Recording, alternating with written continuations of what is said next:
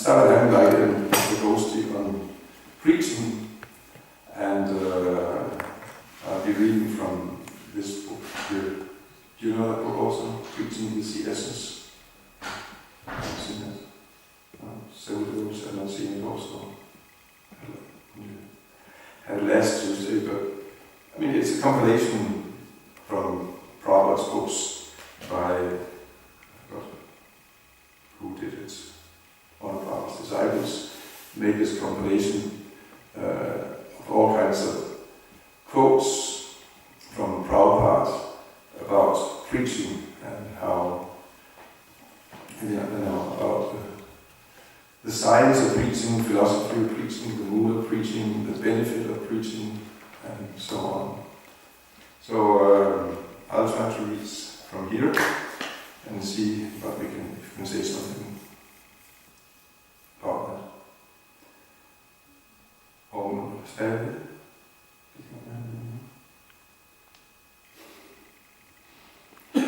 So here there's a quote from Chaitamrita Anjalila 1, first chapter, text 117. The special function of Sri Rupa Goswami is to establish the feelings of Sri Chaitanya Mahaprabhu. These feelings are his desires that his special mercy be spread throughout the world in this Kali Yuga. Prithivite Ate Yata Nakaradi Gram Savatra Pachala Hoipa Mora Nam. His desire is that all over the world, everyone, in every village and every town, know of Sri Chaitanya Mahaprabhu and his Sankirtan movement. These are the inner feelings of Sri Chaitanya Mahaprabhu.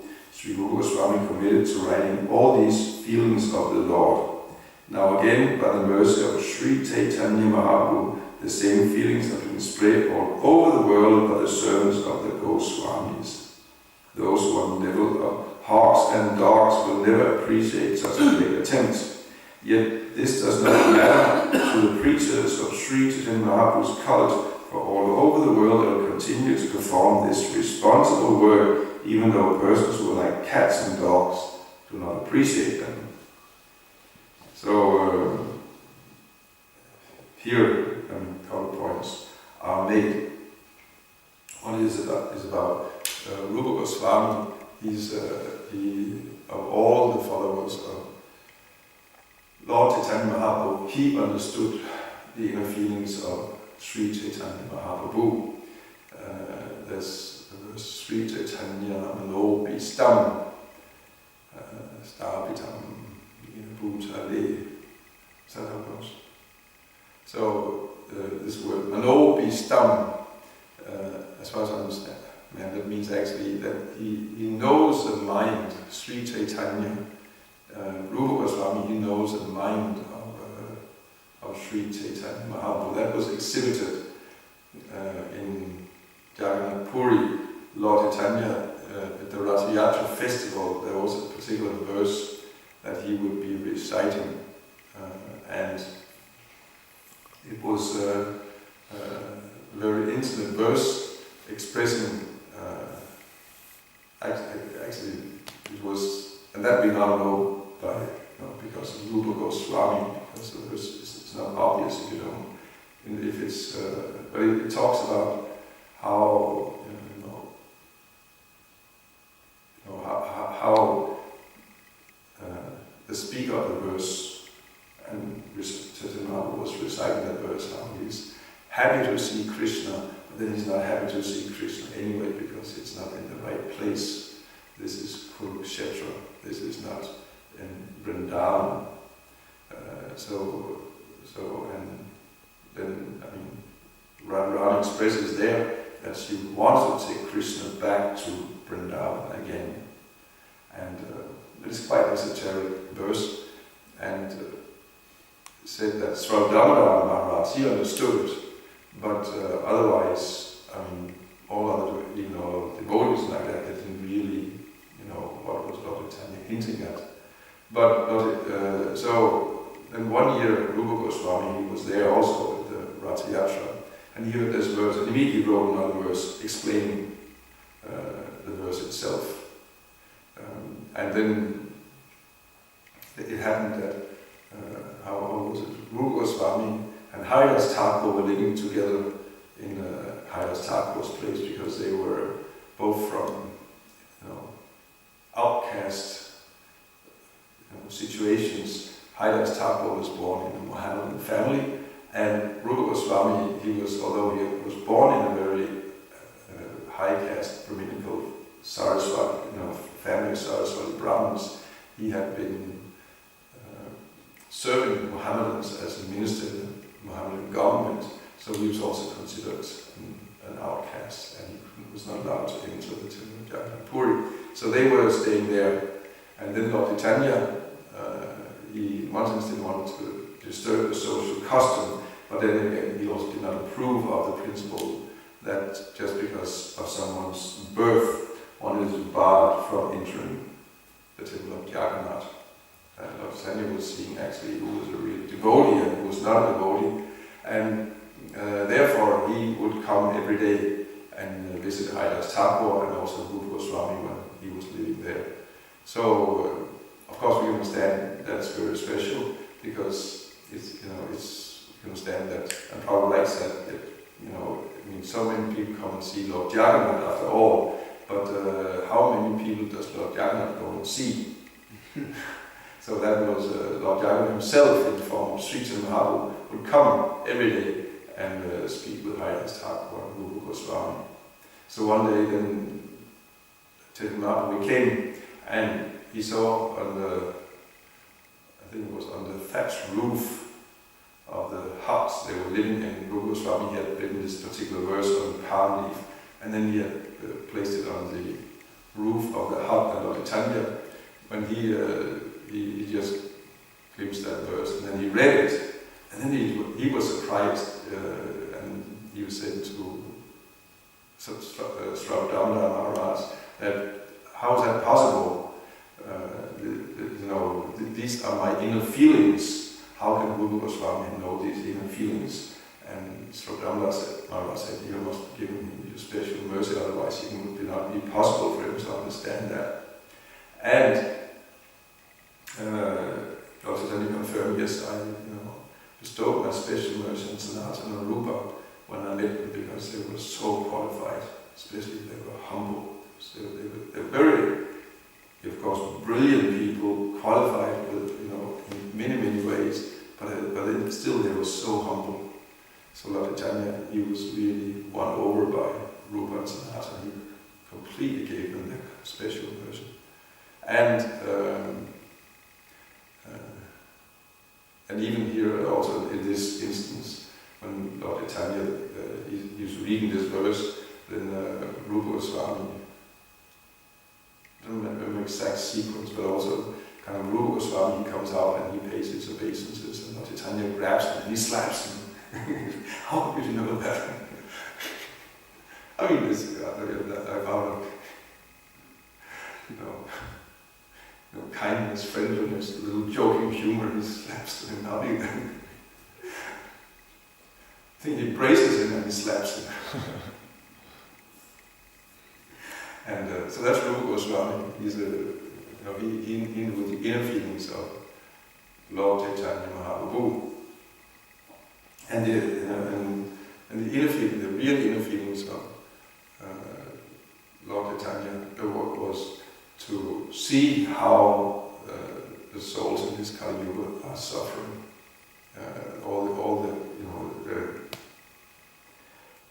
Lord Chaitanya is known as Patitapavana, and he's a savior of the most fallen, and therefore he appears in this age of Kali, where souls in the human forms are we the lowest, we're the most degraded, and we are those who are suffering most intensely. And he comes to give his complete mercy to all of us in this present age of Kali Yuga.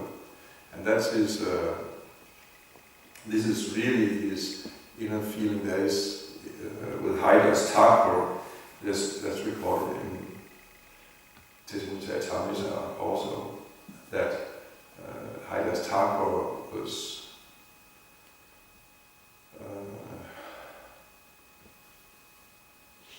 there's a conversation recorded with Haridas Thakur and Lord Chaitanya Mahaprabhu, where Lord Chaitanya asks, how will even all the immovable living beings, how will they be delivered? And Haridas Thakur, he responds that, there's no problem, my Lord. They will be delivered by the chanting of the holy name. When there's kirtan, then you sometimes hear the kirtan is there, and then there is like an echo, and one would think that's an echo, but it's actually the kirtan of the non-moving living entities of the trees and the stones and so on. This is actually their kirtan. So even they are becoming delivered by the chanting of the Hare Krishna mantra. And at that point he was thinking, this is my secret pastime, how could Haridas Thakur know this? And he was again wondering. And Prabhu also comments there, that's actually, a devotee should be like that. He should tell the Lord, don't worry my Lord, we will spread your holy name all over the world. And the holy name will deliver anyone who gets in touch with the holy name. So that's really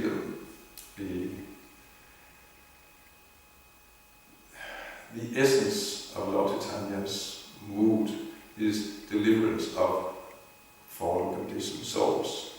And those who are very surrendered and kind of have gotten the mercy of Lord Chaitanya, they can understand that, and they will act on that. Like Srila Prabhupada, he was the most intimate associate of Lord Chaitanya, because he was, he understood what Lalitanatha really desired. Not just that the holy name of Krishna should be confined to Bengal or to India like that, but it should be spread all over the world, even the countries of Mauritius and Yavanas. They should also be delivered by the holy name. And actually no one else could fathom that it was Lalitanatha's desire, that it was at all possible. Only Prabhupada understood that exact. His spiritual master understood it, Bhaktivinoda Thakur understood it, but most actually didn't understand that. Most devotees, they were again not unsure about actually what was possible. But Prabhupada, and in line with his Guru Maharaj, he knew it is the desire of my Guru Maharaj, therefore it is possible. And he went and he did it. Amazingly, we hear this now we hear every day, this reading by such Guru Maharaj, and it's quite fantastic to go back again and meditate on the first the first months of Srila Prabhupada in America, because later now we take it for granted there is an international society for Krishna consciousness and actually millions of devotees all over the world. But how could you, when Prabhupada was there in the first days, first months, that would seem so, the most unlikely thing to happen. But we know Prabhupada, he had complete faith in that. There's one instance, it's been recorded that Prabhupada was did meet one man on a bench in a park in New York, and this man, he started, just conversing with Prabhupada, talk with him, and he asked him, so where are you from, what are you doing here? And then Prabhupada started explaining this, I'm here, I'm representative of Lalitanatha's mission, the Hare Krishna mission. And actually we have there are millions of devotees, and there are thousands of temples all over the world. It's all there, only time is separating us from it. And that was a time Prabhupada had nothing, seemingly he had nothing. But time is the only thing that is separating us from it is time. Prabhupada had always complete faith that actually it would happen. Exactly what he was thinking, and of course we do not know. And if he was also convinced that he would do it, but he was convinced it would happen, and he was committed to make it happen, and he did make it happen.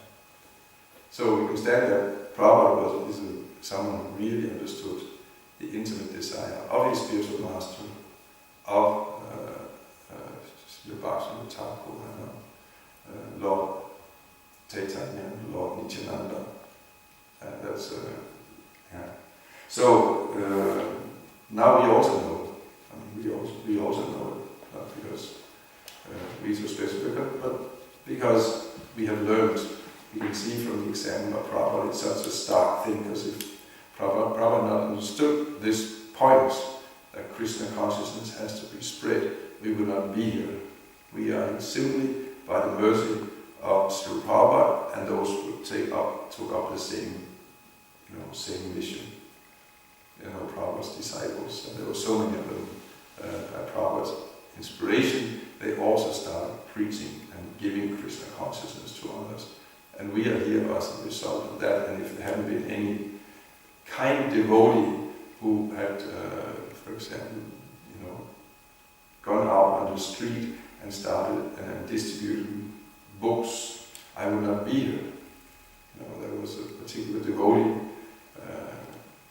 and I think it was Janeswar, actually, who went out on the street and he sold that book to my sister, who, which came to me. And if he had not done that, then I would not be here. It's we have to look at it like that. That we are here by the kindness of a devotee and devotees. And we've simply been asked the same thing, that we get this Krishna consciousness for free. No, it's just given. That's Lalitanatha's mood. He just gives Krishna consciousness to everyone for free. But the only thing he asks is, you help also with the distribution of the same thing. That's all I'm asking for. You get it for free, kindly help me distributing the same gift for free to everyone else. That's really the mood of Lord Chaitanya. Anyone should have the mercy. There's no particular qualification when it's the mercy of Lord Chaitanya that's being spread. Everyone should have it. We should offer it to everyone, young and old, men and women, even the lame and the invalids. Even everyone should have it, and militias and yavanas, of whom, most of us we belong to militia, yavana, stock. But it doesn't matter, everyone should become Krishna conscious, they should become happy in Krishna consciousness. And so that's really says here, the inner feeling of Sri Chaitanya Mahaprabhu.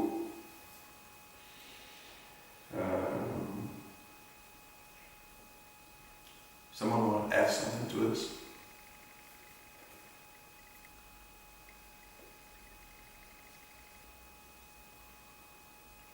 Can we ask questions now?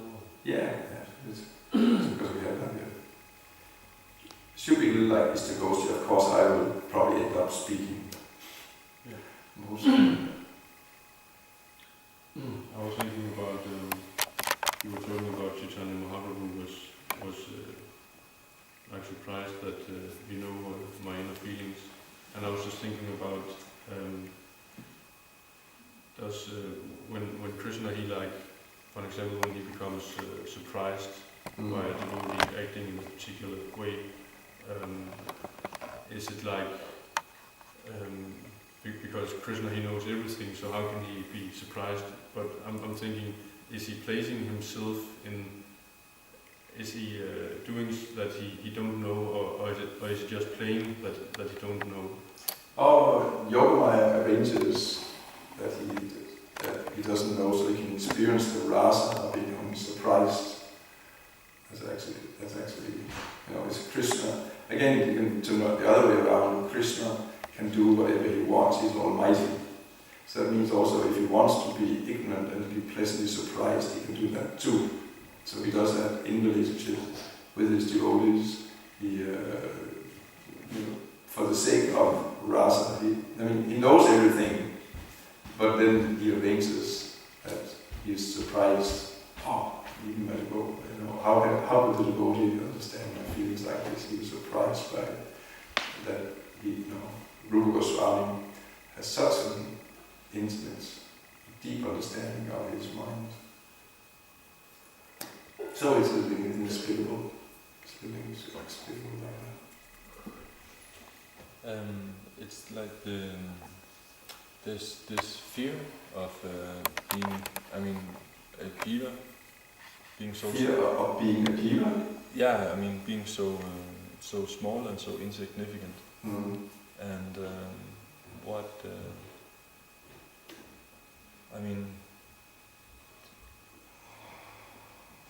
when we're just a servant, what can we get? You have a wonderful master. That's where you are fearless. The dog, little dog, is fearless when he is, in the leash of his master, and you can even have a little tiny dog if it's in a leash of the master. Then it's completely fearless, and he will even go and bark at dogs that are bigger than himself. And the bigger dogs, if they're just street dogs, they will have to, they have to run away because they know that the master is there. He will beat them if they try to do something to that dog. So the dog is fearless because he's very conscious. I have such a great master. But he's not being ignored and like that. What? The deer. The deer is not being ignored. Or is he being ignored sometimes? Ignored by Like whom? by Krishna. Krishna doesn't ignore any demons. That's why he's following everyone as super soul. And with us all the time conscious of what we're doing, although we are ignoring him. We are ignoring Krishna. Krishna is never ignoring us.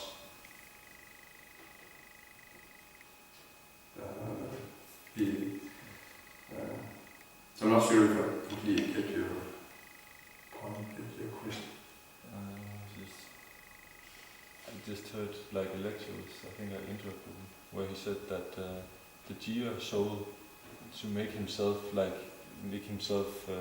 of interesting or something like that, he has to do something like how to become like interesting to Krishna, because he's so insignificant, so he doesn't really have a role so much. He's just like, he's so like, Krishna has his leela and like that, but he's just maybe separated in some way. But that's also there. That's also there.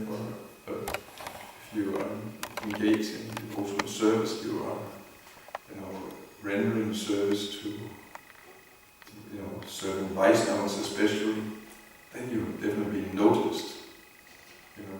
Just devotional service causes one, Krishna to notice us. Krishna doesn't notice material qualifications. He's not impressed by it.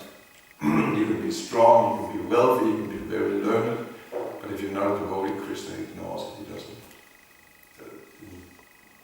We think it's something special. Krishna has more, infinitely billions and billions of times more wealth than anyone in this world has, or power or learning and so on. Who can be more learned than Krishna? And Krishna has seen so many also who are thousands and millions of times more learned than we are. Krishna, he has great devotees like Shukadeva Goswami and the four Kumaras. They learn it. Nobody in this particular mundane world are very learned actually. So, by Krishna, when there's a devotee who even renders very simple service, he immediately notices that. Doesn't ignore the devotee. It's actually, he notices there's an example I believe it must be during the Mahaprakash Lila, Lalitanatha's 21-hour,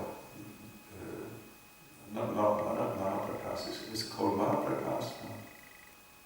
Anyway, but it's one of the, where he was actually revealing his identity as the Supreme Lord, and he was allowed himself to be worshipped as the Supreme Lord, and he was giving benedictions to all the devotees according to fulfilling all the desires. Very significant events that happened.